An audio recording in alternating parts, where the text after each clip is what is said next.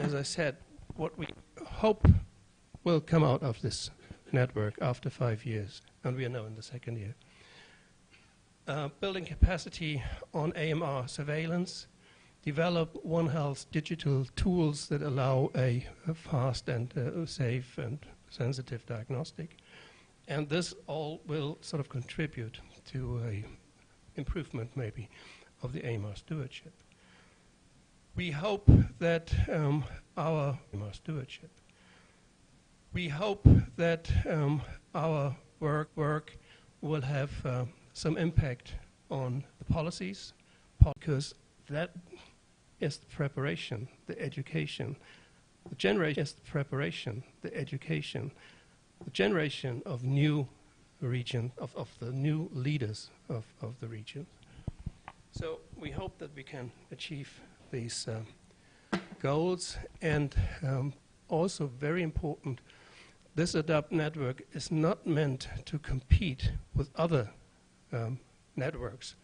And I think it's on the contrary. We want to use, to complement other systems, and we are very happy that AfriHealth, who has, we heard that the talk the day before yesterday, had a very nice structure that can be used, and AfriHealth is already part of ADAPT. Coming to the end, I think it's very obvious that our ADAPT network, our ADAPT project, aligns completely with the One Health Joint Plan of Action. And these quadruped organizations, the FAO, the VOA, World Health, the WHO, and the UN Environment Program, they sort of collaborate to drive, and I just do a citation, drive the change and transformation that is required to mitigate the impact of current and future health challenges at the different interfaces between animal, humans, environment, social structures, and so on. And the 4 C's, communication, collaboration, coordination, and capacity building, sort of reflects what ADAPT also tries to implement. And the very last slide, I would like to point out that, of course, ADAPT also... Thank you very much, Professor Troyen, for this very nice introduction and the ADAPT network plan. And I would like to say that the ADAPT network is part of what's called Research Network for Health, Innovations in Sub-Saharan Africa. So it's part of Research Network for Health and Education in Sub-Saharan Africa, Health Innovation in Sub-Saharan Africa, which is a network of 6 other networks working for different. We are the network for One Health. We have other network for TB diagnostic for filariasis. We have for TB diagnostic for filariasis. We have a network for adolescents health, and we have a network for sepsis, and another network for cancer research. That means it's a huge network with multidisciplinary work and also different discipline in health. The aim is research for a healthier life. This is the aim, and we are part of what's called Federal Ministry of Research, Technology and Space. So we are not anymore part of BMBF. The name changed, the government changed the name. So next time you need to use, at least space is there. So at least next time we reach the space together with AMR, you would see if the AMR reached there or not. So this is very important. So it's a part of the Federal Ministry of Research, Technology and Space. So this is very important. As you see in ADAPT, we are focusing mainly on, and this is very important, was translation research, implementation research, not a research for fun, but research for direct impact. And because of that, we are working very hard in also to achieve the SDGs of the Sustainable Development Goal. Now we will move to the next speaker, and then very nice, and this is very important, not only doing science for science, but doing also science to link it to the ministry and achieve a direct impact with a partner also at the ministry level. The mic is yours. Thank you very much, Ahmed. Before I introduce the next speaker, I want to use the opportunity to also acknowledge the presence of a very distinguished academic within our mix, Professor Benjamin Mwepe. Prof is the Dean of the School of Veterinary Medicine. So Prof. Mwepe is the Dean of the School of Veterinary Medicine at the Kwame Nkrumah University of Science and Technology. Prof, you are welcome. We are happy to have you in our mess. Part of ADAPT is also to collaborate. So we hope at the end we have the deans from Badr University in Egypt, from the veterinary school. We also have Prof. Win from Leipzig University from the veterinary school. So during the break, I hope, Prof, you have some chance to have some discussions with them. Thank you very much, Prof, for coming. All right, thank you very much. Now, to our main man. We are happy to have in our mix Dr. Xavier Kwame Yevuzu. I will give a brief profile about Dr. Xavier. So Dr. Xavier is a senior specialist at the Ministry of Health, a fellow of the Ghana College of Pharmacists. He is a pharmacist with a master's in public health in the area of health policy planning and management at the School of Public Health, University of Ghana. He has a first degree in pharmacy, of course, from the distinguished University of Kwame Nkrumah University of Science and Technology. So he's a proud alumni, and we are very proud of him. And he is the national coordinator for the Ghana AMR Secretariat at the Ministry of Health. He's not just the coordinator, he's actually the deeply involved in the team that conducted the monitoring and the technical support visits to pharmaceutical activities in all regions and the regional and district hospitals in Ghana. In order to improve on the rational use of medicines, Dr. Yevuzu serves as the national coordinator of the rational use of medicines and installation of drugs and therapeutic committee in various health facilities. He coordinated the initial phase of the use of health technology assessments as a priority setting tool. And its human health facilities was also led by our distinguished speaker. He is an author of the situational analysis of antibiotic use and resistance in Ghana, policy and regulation, which contributed to the policy agenda setting on AMR in Ghana. He has also published his works on financial viability of district mutual health insurance schemes at different districts in Ghana. And without much ado, we would like to welcome Dr. Xavier Yevuzu as our keynote speaker for today.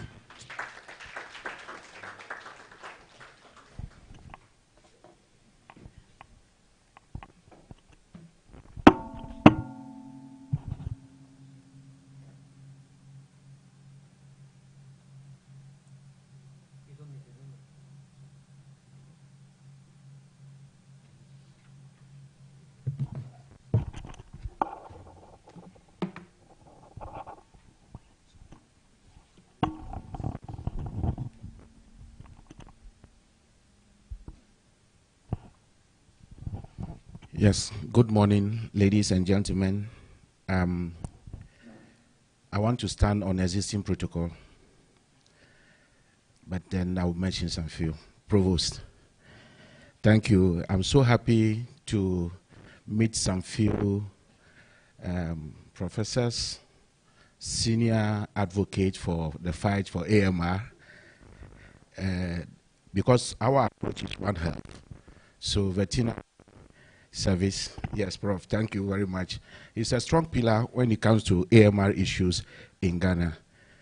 We always consult him when there is the need, and he's always available to assist us.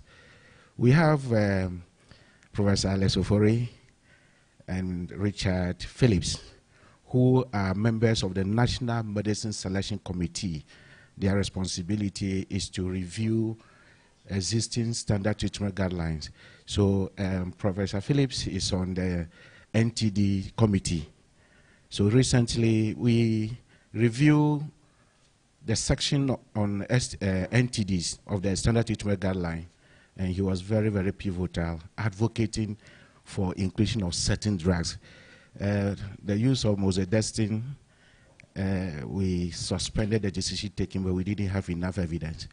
But yesterday, there was an article from UHAS that shows that they've done some work in Ghana, and it's giving us a good result. So I want to thank all of you for the effort you are making. And your speech, in fact, that should have ended the workshop. Because what we needed, you've stated all of them. We are solving some of them. Some will move into NAP 2, that is under development. And I want to assure the gathering here that whatever you are doing here will not be, it will definitely inform our policy decision making. The Ministry of Health is the coordinating ministry for the AMR policy development and implementation in Ghana. We have 4 sector ministries that are involved. Ministry of Agriculture, Ministry of Fisheries and Aquaculture Development, and the Che mean brother. So my name is White Man's brother. That is our surname. But because I've stayed in Africa for long, that's why my skin color is a little bit different. All right, so we'll look at the understanding. I don't think, looking at the profile of the people here, trying to define what is AMR resistance, which has already been given by the provost, I think we'll spare the time for that. So, the question is, what is AMR? As already said, the antibiotic that we use to kill those germs that we know are no longer working. And people say that it is resistance. The macros are resistant to the agent. And so, and that's why we are all fighting against this particular phenomenon. And we also know the mechanism by which this resistant phenomena comes about. Could be because of the enzymatic drug inactivation. We have the beta-lactamase, which is one of the troubling conditions we are having in Ghana. Those beta-lactamase producing bacteria are actually causing us a mess, because if you look at our standard treatment guideline, this resistance is just making useless what we have put together to fight, to treat infections. And then sometimes they also use the target modification by altering the ribosomal binding sites. And so they all want to survive like you and I, the way we try to survive on this earth. So they also want to survive. So they are having all mechanisms in place to cause that.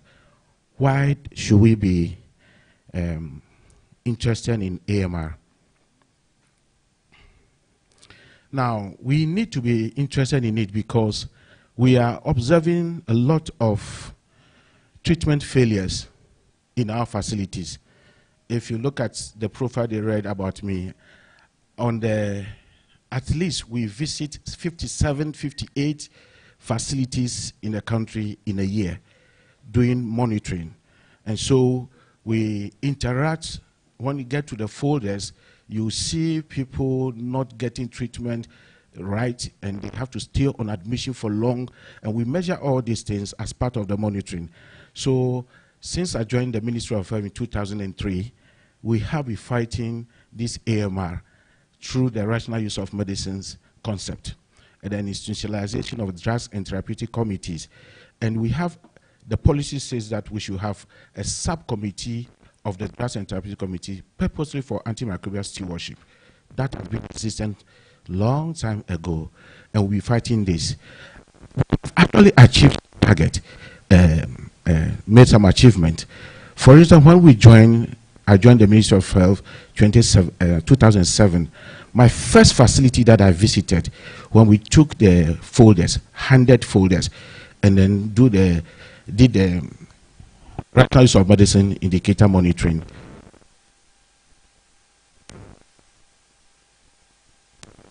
taking antibiotic home. My first monitoring visit. So I was asking seniors who are in the car that there was an outbreak of infection in this town, because everybody is taking antibiotic home. Some are taking two. So that is a worry to us. So AMR undermines effectiveness of our standard treatment guideline. Last 2 weeks, when we met to review the standard treatment guideline on infectious diseases, in fact, the data we have from Ghana, which I will present on, we have to select newer antibiotics if we want to achieve something. And those antibiotics that we're constructing are very expensive. Not everybody can afford it. Even NHIA, the National Health Insurance Authority, will be careful in including them on the package. So this is the reason why we need to fight against AMR. Our last line antibiotics are actually more toxic and expensive, as I said. So as we are moving from the first line to the last line, in fact, we are going to meet more costs. One Health approach continuum. From the Tri-Cycle project that we did under the WHO support, tell us clearly that we need to fight this in One Health approach, because from the environment, these E. coli that are identified are actually the same E. coli that are coming from human into the environment, and they are very, very resistant to the person died of infections, sepsis. The person has been on admission for sometimes 30 days, but at the end will lose their lives. So, and because we don't have the capacity across the country to do culture and sensitivity testing, this is where we are actually losing the battle. And I'm so happy to hear that under the work package alive, every 3 seconds somebody will die. If in 2050, by the time I finish presentation, I'll be alone. Yeah, because every 3 seconds everybody will go. Yeah, because every 3 seconds everybody will go. Somebody will go. So by the time I finish my presentation, the number will reduce drastically in the room. If you look at the, the global burden of disease actually indicate that air actually contributing very high to the death situation that we have, and that should be a source of worry for you and I in the field. That's why I look at the team that you have for today, strengthening policy implementation for AMR through One Health collaboration to be appropriate. One Health collaboration to be appropriate. Because without the necessary policy implementation, we will not be able to win the fight. And for us, Ghana, the One Health approach is actually helping us in achieving what we have done so far. In the beginning, we started the policy development in human health. From the beginning, around 2012. Then somewhere along the line, we realized that no, we cannot go without the environment. We cannot go without animal health. We cannot go without the plant sector. So quickly we went back. That's why our policy development took a long time to come out, because along the line we have to stop somewhere and say, look, let's look for these stakeholders to join us, because we have identified that they are very, very important in the fight against AMR. So looking at AMR through One Health, if you look at this diagram, if we have integrated approach, we'll be able to win the battle. And we have water and fertilizers, and the water we use are also not safe. In the environment, even in the one that we have at home, there is enough evidence published by the Ghana Water Statistical Service that shows that water in the tap also contains E. coli, which is worrying to all of us. Then the vegetables that we use, the water they use to water the vegetables is so another concern for us, which we need to work on. Then we have the direct contact in the hospitals where we are actually spreading infectious diseases. And in fact, we'll talk about something here. The hospitals are supposed to use detergent for the floor and the surfaces. But work done by the Food and Drugs Authority in Ghana shows that the concentration used cannot kill the bacteria, the pathogens of interest for our surveillance system, which means that the hospitals are not actually safe. The environment sector on the platform also argued that the hospital belongs to them, meaning that they are in the environment. So they also monitor the quality of air at the outpatient department and see which bacteria or pathogens are hovering around. And the findings so worrying. So that is why the One Health approach is the best way to go. And that is exactly what we are doing as a country.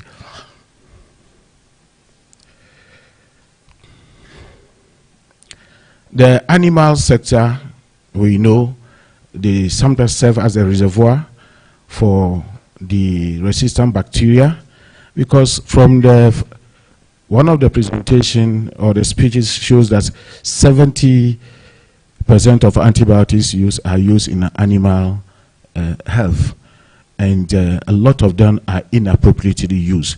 There's evidence in Ghana to prove that actually we don't need that amount of antibiotic to treat the birds. Through the farmer field school, which show clearly that we can actually raise the birds, the poultry, with minimal use of antibiotic. That is when it's necessary, under the guidance of the veterinary officers or the doctors. So, in fact, from that lesson, plants are not effective. Plants are not effective.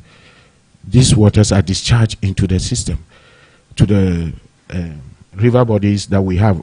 So that is a worrying trend, and because of that, we have also put the environment under surveillance, serious surveillance, and samples are being taken all the time to test. So the need for One Health approach cannot be overemphasized. So the component of One Health strategy is to have surveillance. So the component of One Health strategy is to have surveillance, integrated surveillance system, that data will be generated for policy decision makings. Cross-sector stewardship, when we are talking about stewardship, it's not only for human, we need also to talk about the animal health and the environment. The environment, what we are seeing now is the use of this antifungal for farm practices, where weedicides farm practices, where weedicides antifungals are spread and abused so much. And there's one interesting finding from the plant sector on the One Health approach, showing that there's a particular bacteria that affects mango tree. And when that happens, it affects the yield. And what they are observing, the data presented at the platform meeting shows that this bacteria is also developing resistance to the high content copper antifungal that they use as antibiotic. And so it's a worry to us, and we also have to continue monitoring that. And then capacity building, as Prof has already said, very, very, very good thing that we need to do. Why do we have to apply the One Health approach to the control of AMR? Is to prevent the spillover of resistant genes between species and in the ecosystem. We want to control the resistant genes in the environment, and so that's why all of us have to come on board and then fight that. And then also to optimize the resource use. That's we have limited resources, so we have to limit the use and optimize the use of these resources in a coordinated policy and a shared infrastructure. And that is one of the things that the Ghana NAP is focusing on. And then also to strengthen policy implementation by engaging all relevant stakeholders. In fact, stakeholder engagement is becoming very, very, very crucial. In fact, if you have not invited Ministry of Health to this workshop, in the future, when we hear, we will say, we don't know about this. And the policy makers, so far as they are not part of the beginning, if you write, no matter how good you write it, they'll find it difficult. We find it difficult to understand. But if we are part, we develop together, and the recommendation comes, it's easier to implement. So, what is the clinical consequence of AMR?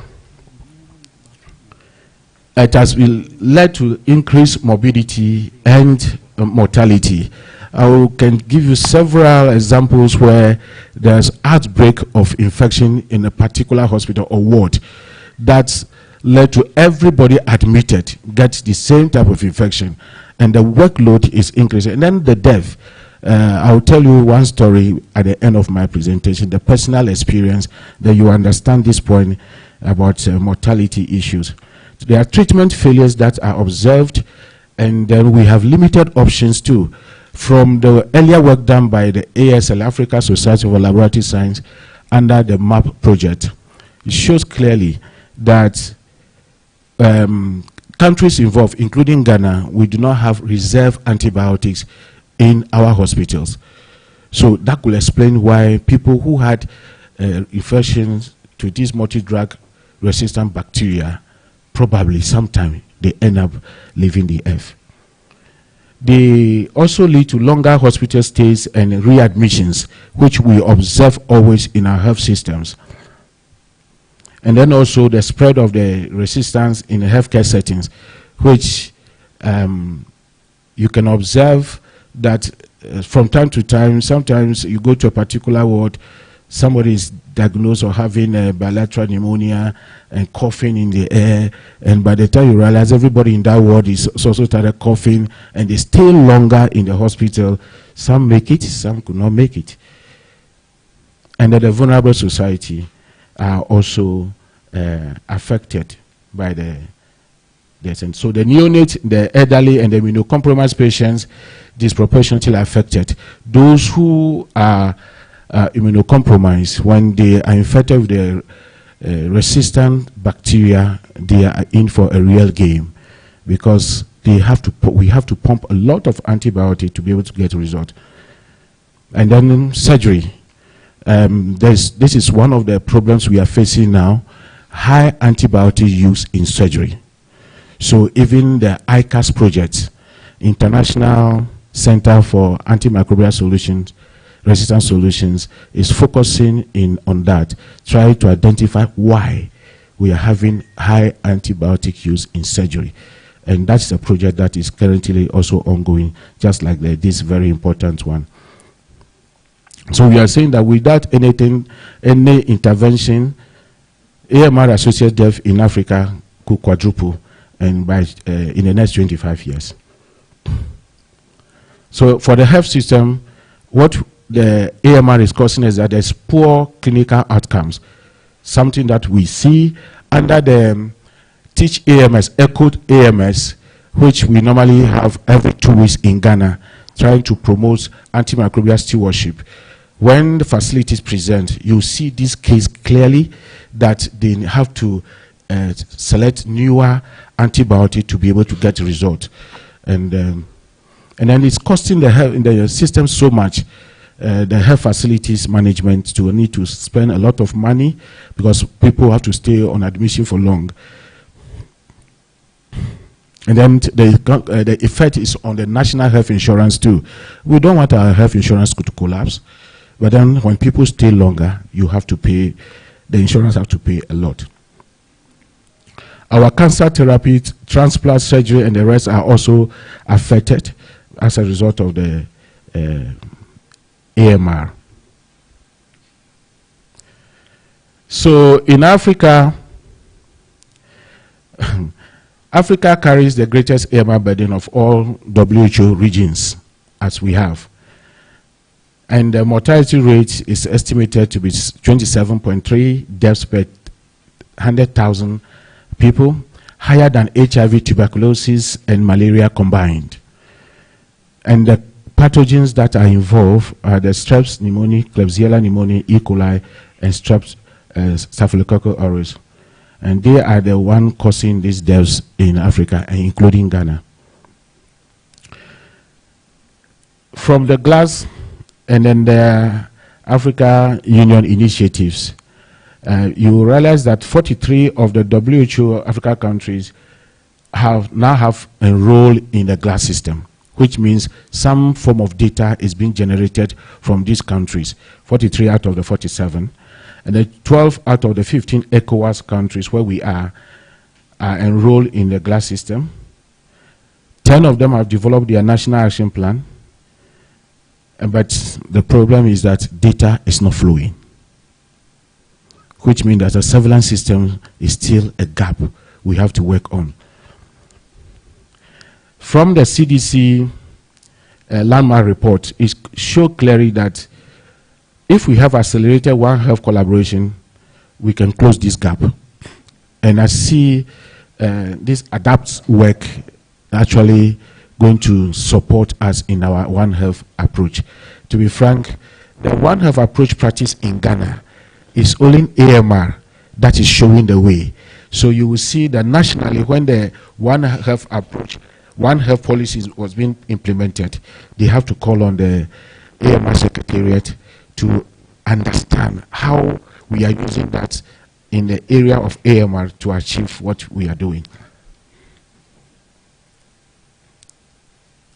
So it has been found that the major drivers are the uncontrolled use of antibiotics in human, in the community level, and the hospital setting, uncontrolled use in animal production. And then also one thing that has been found is the poor quality antibiotics in circulation, in the supply chain. In fact, it's a business. People are actually investing in it. Just give them poor quality and make your money out of it. They don't care about the repercussion for the patient. So it's something that we also have to look at. For instance, in Ghana, when we started the development of the policy, we lacked data. We're not having data. But thank God there was this ADME project from the Danish government in Ghana that ran for 12 months and gave us a lot of information. And one of them, one of our professor, Bekoyen, is not here. Yes, he also did a lot of work and gave us information that opened our eye to say that, look, all is not well with the supply chain of antibiotic in Ghana. He took the sample for 348 samples, and then some came from the street vendors. You know that they also exist. Are they not in your countries? No. Congo, are they there? Ethiopia, do you have them? They're everywhere. Great. So Ghana too, they are there. Sometimes they dress in coat like this, and they have their pharmacy in the bag, and then they go around any social gathering, funeral, and they sell the antibiotics, and they see antibiotic as a magic bullet that can treat every ailment. And they are very, very endowed in convincing people. Yes, they can even convince you, the professor, to buy the medicine if you're not careful. So the most important thing here is that the locally manufactured, all of them failed the test anyway. Majority failed the test, but the locally manufactured products, antibiotics, were better than the imported ones.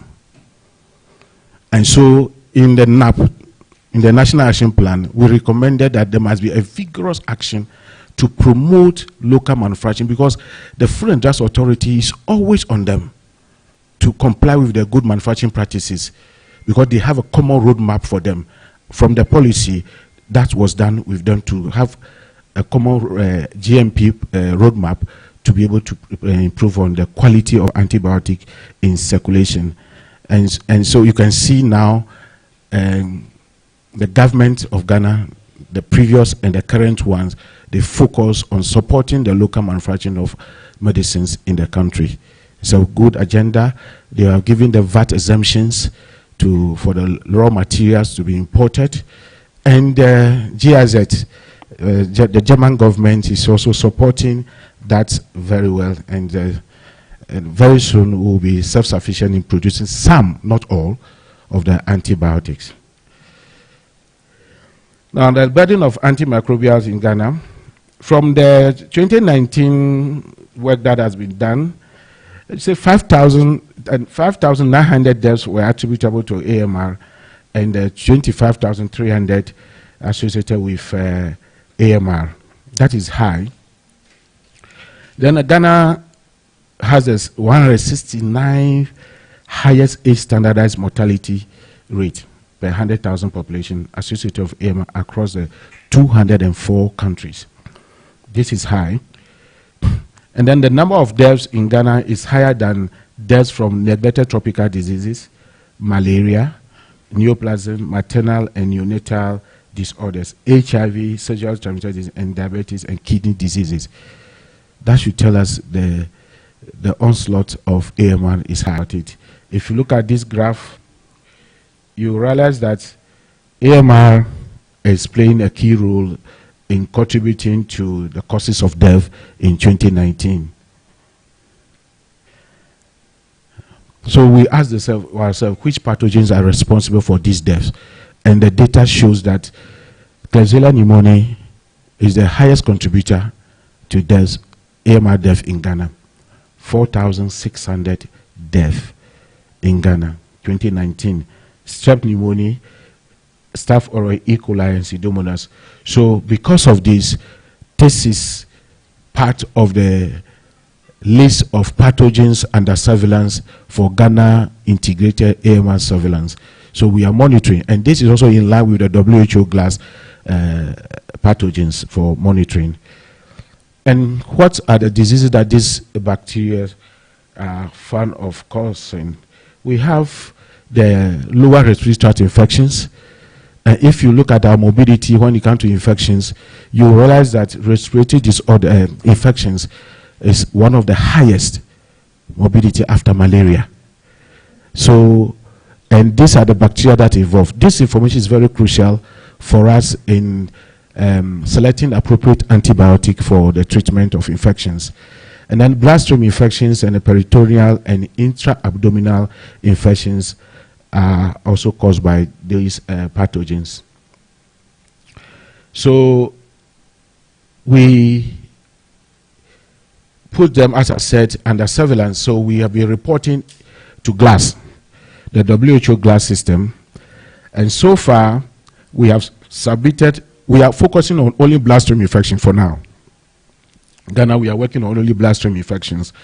We've submitted 36,172 valid bloodstream culture samples between 2020 and 2023. And we have 21.5% overall positivity rate.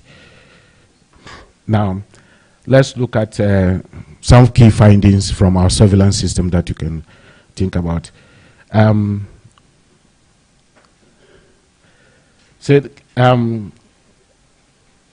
Key pathogens, resistance, and antibiotic classes. So let's take the first one here of interest. But if you come here, you will see that we have the WHO priority, very critical. So this red, which the Klebsiella pneumoniae is there, resistant to third generation cephalosporins.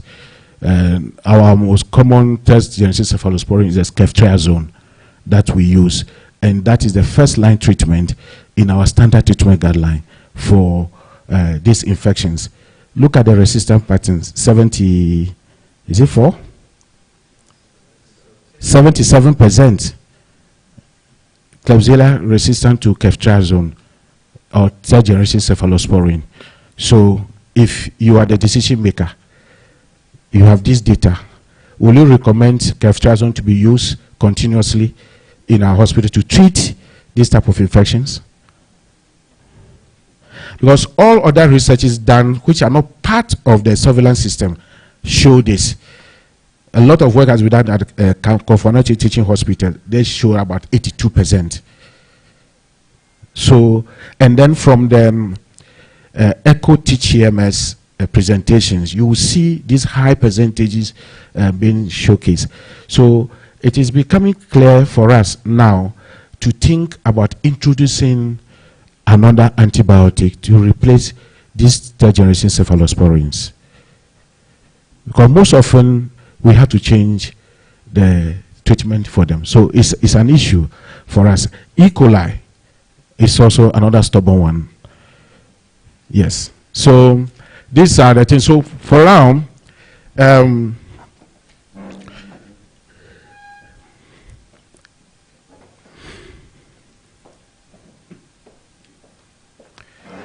so these are the concerns for us from our system. And so we use this data for decision making in selecting appropriate antibiotic for the treatment guideline. So it is not that we just submit the data to GLASS. We actually use it internally to take decisions.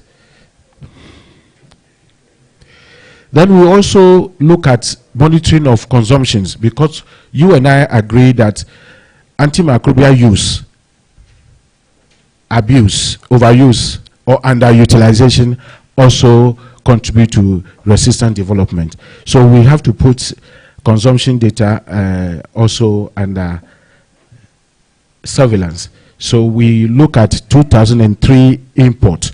These are all the importation done for antimicrobials only into the country for the period January to December 2023.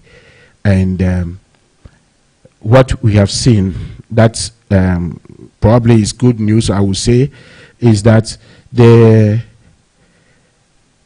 when we do the classification of our WHO aware classification and we compare, we have seen that all the antibiotics that were imported and in 2023, actually 83% or 84% were in the access group. The last year, the ONGA, they set a target of 60%.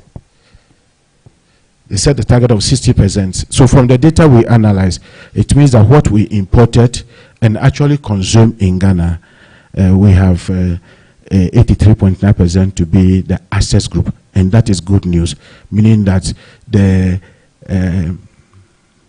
watch and the reserve are actually reserved for us to use for infections that are troublesome to us. But then the penicillins and the tetracyclines are the most used antibiotics in the country.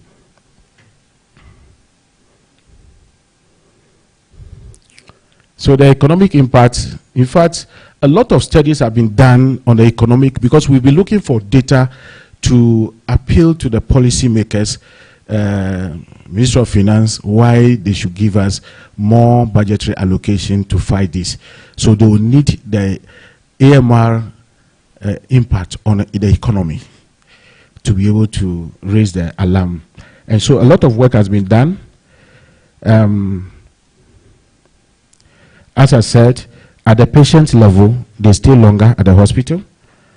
They need more expensive second or the third line antibiotic to be able to recover. And then we need more intensive care for those who are having this serious multi-drug resistance in the hospitals. And so therefore, these are the patient level suffering, and the hospital setting, they also bear the branch of this AMR. Some work was done by Etieku, Evans et al., 2023, very recent, that extra cost per hospital admission due to AMR in Ghana was estimated to be $823 to $946 in a Ghanaian teaching hospital. That is a lot for the local person. If you convert this into Ghana cedis, that is a lot for us. And then the healthcare associated infection, it was estimated that it cost Ghana an estimated $144 million in 2022. And this was released by the Water Aid. And that is a very crucial issue for us. If our disinfectants, our antiseptics are not appropriate, meaning that we'll have high costs for healthcare associated infections. So what is the repercussion for Ghana? We'll have increased healthcare costs and reduced productivity, and that will definitely affect the overall economy of the country. And there's a concern about the health security, and then also it can also affect our tourism. Yes. So what are the interventions to control this so far? So we have put in place a policy and the national action plan. So we have a policy and then the national action plan to be able to control this. So the overall goal of this policy is to improve and sustain the health of the population, as well as enhancing food security, ensuring the responsible use and access to safe, effective, and affordable antimicrobial of good quality, and to slow down the emergence of resistant microbes and prevent the spread of resistant infections in one health approach. This is why our approach to this is One Health. It was launched by the President of the Republic, and it took us, we started this, developing this 2011 to 2017 before the final version came out. Then the National Action Plan, which was aligned to the Global Action Plan properly, and we've been implementing. We finished the implementation of the NAP1. So as of 2021, about 70% of the interventions listed were completed. So by then, between 2021 to now, whilst we are developing NAP2, we have serious intervention from the AMR MPTF, WHO, USAID, and the Fleming Fund, KWECA, in implementing those interventions that were not achieved. We have a governance structure that is actually helping us to implement the National Action Plan. We have the Inter-Ministerial Committee, the donor partners, we have the AMR Secretariat, which I head, and then we have the multi-stakeholder platform. Other countries call it AMRCC, Antimicrobial Resistance Coordinating Committees, but Ghana, we said platform. And then we'll be implementing these interventions.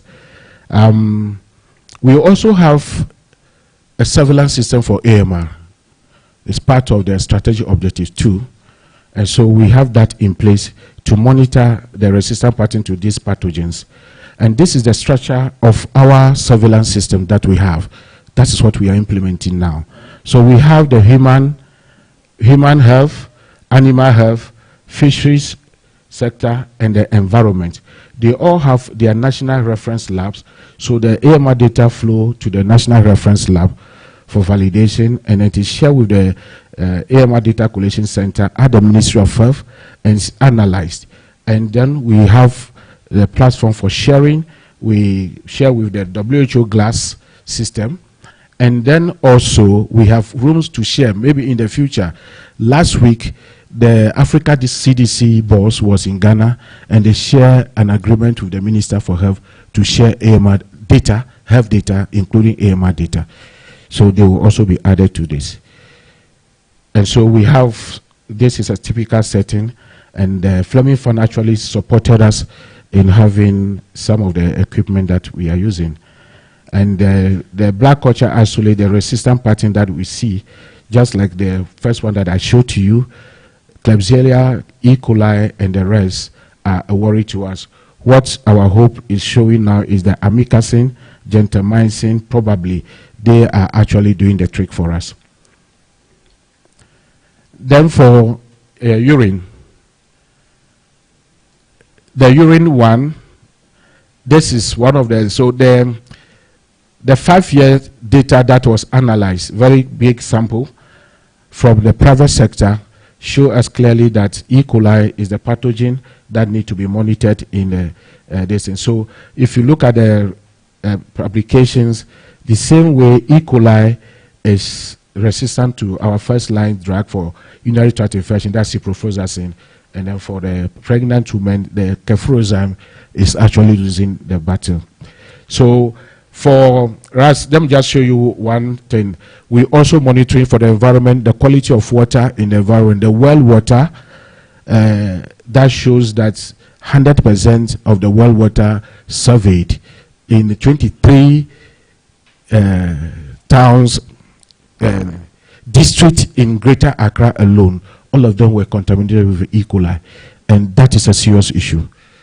And then when we actually put this before the Water and Sanitation Ministry, in fact, a committee was set up, and they found out they themselves also carry out research to confirm this.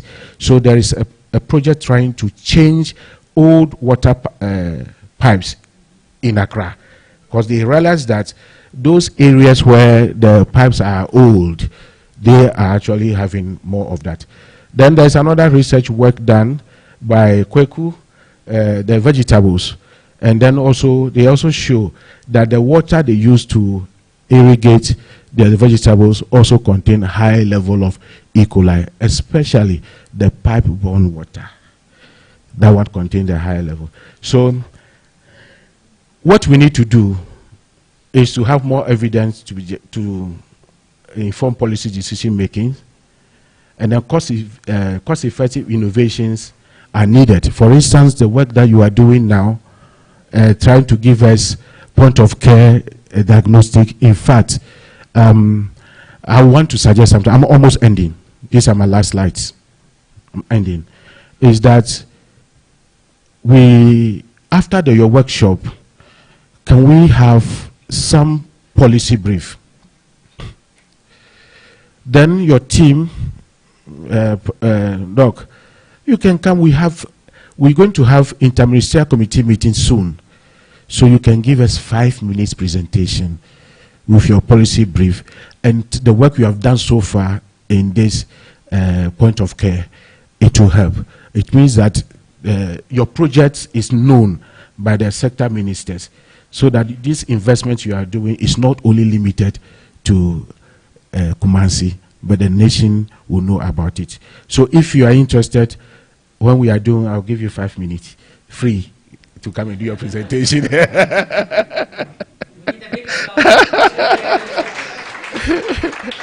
So AMR bacteria is in the environment sector, and from the Ghana data, there is evidence based upon which we can educate and advocate.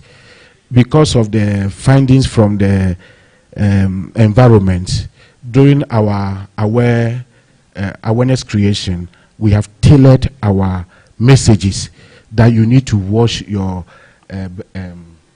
vegetables very well before you consume them. Because if not, if you get one of these E. coli into your system, you pay dearly for it. Thank you very much. Thank you very much. What Ghana is doing and what is the problem and how we can work together. We have time for questions, so you can just stand. I ask Dr. Ndani Namanjako and Professor Ovutwinia, please to stand. We will have a small present. We have a small present for you before we go. So you have the cap. He's going to be around for the policy. Yeah, but we give him because he can take the photo. Yes, thank you. Yeah. So we'll give you a small present. Professor Trin, Professor Nakanjako, please come to the forward. And I ask, now we will not get the question because we're almost now on time for the coffee break. So what we will do with that, we will go now outside the main door of the hotel, take our group photo for the whole team, and then we come back directly beside this room. It's a coffee break. And we will have the coffee break and exactly come again at 11:30 to this room. So thank you very much for this, and please, first, thank you very much for being part of ADAPT now, and then thank you. So please.